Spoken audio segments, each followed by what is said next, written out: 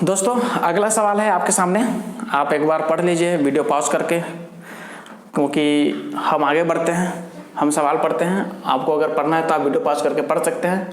ये सवाल SSC CPO का एग्जाम में 2008 में ये सवाल एसएससी सीपीओ को रिप्रेजेंट किया था। इसका 4 ऑप्शन भी दिया हुआ है दोस्तों, यही 4 में से कोई एक सही उत्तर है। सवाल है, रीता ने एक टीवी सेट अंकित मूल्य से 20% की छूट में खरीदा। उसने उसे 16,800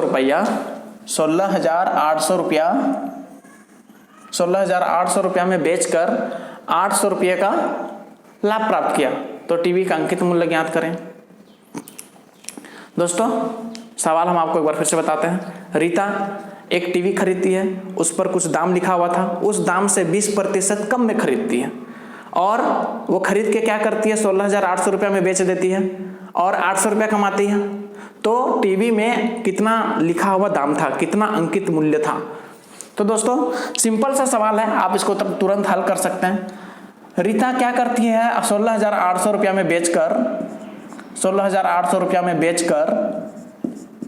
800 रुपये का लाभ कमाती है, मतलब 800 रुपये वो कमा जाती है। इतना रुपया में बेचती है और इतना रुपया कमाती है, तो खरीदी कितना में है, तो इतना माइनस इतना, तो 16,000 हो गया। 800 घटा दिए, 16,000 हो गया। इतना रुपया में वो खरीदी, कॉस्ट प्राइस रीता के लिए कॉस्ट प्राइस इतना हो गया। इतना में वो खरीदी थी दुकान से और दुकानदार उसको कितना छूट दिया था, 20% का छूट दिया था। छूट कितना ली थी वो, 20% का छूट ली थी, 20% का छूट ली थी रीता। तो इतना में खरीदी आफ्टर गेटिंग डिस्काउंट ऑफ 20%, 20% का छूट पाने के बाद वो इतना में खरीदी, क्योंकि ये रीता के लिए कॉस्ट प्राइस हो गया, खरीदा हुआ दाम हो गया। खरीदी कब थी, छूट पाने के बाद खरीदी थी। तो अंकित मूल्य ज्यादा होगा कि कम होगा, इससे जरूर ज्यादा होगा। तो कितना ज्यादा होगा, तो इसको हम कितना से गुना करेंगे, 1 से कम से या 1 से ज्यादा से, 1 से ज्यादा से करेंगे, क्योंकि अंकित मूल्य इससे ज्यादा होगा। तो कितना से गुना करेंगे दोस्तों, उसको 20% का छूट प्राप्त है, डिस्काउंट प्राप्त है। तो डिस्काउंट या छूट को हम हानि के बराबर मानते हैं। हानि हो गया तो 100 से घटा देंगे, 100 माइनस 20 कितना हो जाएगा, 80, और दूसरा क्या है 100। इस दोनों को इस प्रकार हम व्यवस्थित करेंगे 80 और 100 को, कि ये 1 से ज्यादा हो जाए। उसके लिए 100 को ऊपर लिखना होगा और 80 को नीचे। तो अंकित मूल्य इतना था। बस आप काट दो, 0 0 कटा, 8 दूनी 16, 200, और यहाँ पे 2 0, 2 1 2 और 4 0 हो गया आपका आंसर, ऑप्शन बी। बस इतना ही था। तो आपने देखा कि हमने कैसे 1 से ज्यादा से गुना किया। बस आपको यही ट्रिक सीखना है कि कब आपको 1 से ज्यादा से गुना करना है, कब 1 से कम से गुना करना है। जीवन भर आपको फॉर्मूला का यूज नहीं करना पड़ेगा। दोस्तों आप इसको अंकों का योग से भी, अंकों का योग के मदद से भी आप इसको हल कर सकते हो। कैसे, तो देखिए अंकों का योग का इस्तेमाल हम कैसे करते हैं, आप थोड़ा बहुत आइडिया भी आपको हो जाएगा, आप सीख भी लीजिएगा। यहाँ पर था 16 दोस्तों, 16,000 गुना 100/80। अंकों का योग देखिए दोस्तों कैसे करते हैं। इसका हो जाएगा 7, इसका 7 हो जाएगा, इसका हो जाएगा 1, इसका हो जाएगा 8। तो दोस्तों अब नीचे वाला का दोस्तों आपको ध्यान देना है कि किसी भी तरह उसको हमको 1 लाना है। अगर नीचे वाला में 3 है, 6 है या 9 है तो डिफिकल्ट हो जाता है। इस केस में आप अंकों का योग का इस्तेमाल मत कीजिएगा। कब, जब हर में 3 हो, 6 हो या 9 हो, तो उस केस में आप अंकों का योग का इस्तेमाल नहीं कीजिएगा उत्तर बहुत जल्द प्राप्त करने के लिए। उसके लिए आपको अंकों का योग का इस्तेमाल नहीं करना होगा। लेकिन 3 6 अगर 9, इसके बाद अगर नीचे हर में कुछ भी होगा, आप अंकों का योग का इस्तेमाल बेधड़क कर सकते हैं। देखिए हम इसको 1 में कैसे बदलते हैं। 8 है तो 8 को हम किससे गुना करेंगे कि वो उसके अंकों को जोड़ने के बाद 1 हो जाए। तो 8 के 8, 8 दूनी 16, 8 3 24, 8 चौके 32, 8 बटे 40, 8 से 48, 8 8 64।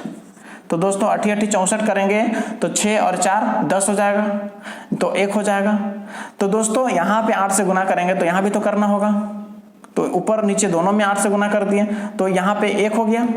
अब यहाँ पे कितना हो जाएगा, 8 गुना 1 गुना 7, तो 7 का 7, 7 8 56, 56 मतलब 11 और 11 मतलब 2, तो अंकों का योग कितना हो गया दोस्तों? 2। इसका मतलब आपको उत्तर में चेक करना है कि कौन सा ऑप्शन में अंकों का योग 2 है। आइए, यहाँ 8 और 1 कितना हो गया? 9, तो ये नहीं होगा। यहाँ 2, ये हो सकता है। 8 और 2 10, 10 मतलब 1, ये नहीं होगा। 4 और 2 6, ये भी नहीं होगा, ऑप्शन ए। तो इस प्रकार दोस्तों आपको अंकों का योग का भी इस्तेमाल करने सीखना होगा। कहाँ हम अंकों का योग का इस्तेमाल करें और कहाँ ना करें, यह आपको ध्यान देना होगा, क्योंकि कंपटीशन तभी निकलेगा जब आपको सारा कॉन्सेप्ट पता होगा। आपको छोटा से लेकर के बड़ा कॉन्सेप्ट पता होना चाहिए। दोस्तों ये ट्रिक नहीं है अंकों का योग, आप अंकों का योग से खेलना सीखिए। कभी आप खाली टाइम हो तो आप अंकों से खेलिए। उदाहरण के लिए दोस्तों, मान लीजिए अंकों का योग कैसे होता है, आप एक बार देख लीजिए। मान लीजिए 12 गुना 12 कितना होता है, हम लोग जानते हैं 144।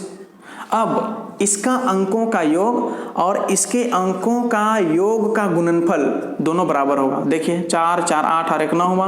यहाँ पर देखिए 2 और 1 3 गुना 2 और 1 3 3 3 9, 9 बराबर 9 हो गया अंकों का योग। दूसरा चीज, मान लीजिए इतना जोड़ 11 बराबर कितना होगा 2 7 और 3। देखिए यहाँ पे कितना हो रहा है, 6 और 3 9, 6 और 3 को हम 0 मान लिए। 1 0 और 1 1, 1 प्लस 2 कितना हो गया 3। यहाँ पे देखिए 7 और 2 9 0 3, 3 बराबर 3, तो अंकों का योग। दोस्तों आप संख्या से जो करते हो ना, आप अंकों का योग से भी वही करते हो। जैसे 361 जोड़ 11 बराबर 372, आप 361 को 11 से जोड़िए या फिर इसके अंकों का योग को इसके अंकों के योग से जोड़िए, रिजल्ट आपको वही मिलेगा। इसका अंकों का योग और इसका अंक का योग और इसका अंक का योग को जब जोड़ दीजिएगा तो आपस में लेफ्ट LHS और RHS बराबर हो जाएगा, जैसा हमने यहाँ पे करके दिखाया है। तो दोस्तों इस प्रकार अंकों का योग का इस्तेमाल होता है। और आपको हम स्टार्टिंग से जितना भी प्रतिशत का सवाल रहेगा ना, आपको हम हर एक सवाल को 1 से ज़्यादा से गुना करके और 1 से कम से गुना करके ही हल करके बताएंगे। अगला सवाल दोस्तों थोड़ा देर में आएगा, थोड़ा सा 2 सेकंड इंतजार कीजिए, अगला सवाल लेके आते हैं।